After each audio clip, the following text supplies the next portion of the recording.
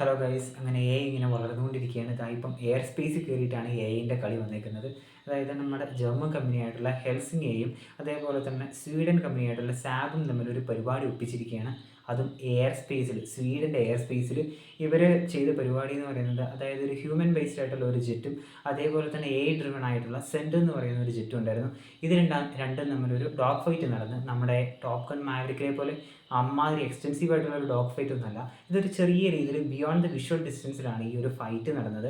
അങ്ങനെ ആ ഫൈറ്റ് നടന്ന അവസാനം, അതും മെയ് 28 തൊട്ട് ജൂൺ 3 വരെയായിരുന്നു. 3 സെഷനായിട്ടായിരുന്നു ഈ ഒരു ഫൈറ്റ് നടന്നത്. അതിനകത്ത് ജയിച്ചിരിക്കുന്നത് നമ്മുടെ സ്വന്തം എ ഡ്രിവൺ ആയിട്ടുള്ള ആ ഒരു ഫൈറ്റർ ജെറ്റാണ്, സെൻറ്ററാണ്.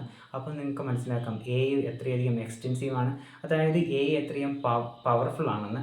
ഈ ഒരു കാര്യങ്ങളെക്കുറിച്ചെല്ലാം കൃത്യമായിട്ടുള്ള വിവരം ഈ സാബിൻ്റെയും അതേപോലെ തന്നെ ഹെൽസിംഗേൻ്റെയും വെബ്സൈറ്റിൽ അവർ കൊടുത്തിട്ടുണ്ട്. അപ്പോൾ നിങ്ങൾക്ക് അവിടെ നിന്ന് കയറി നോക്കാവുന്നതുമാണ്.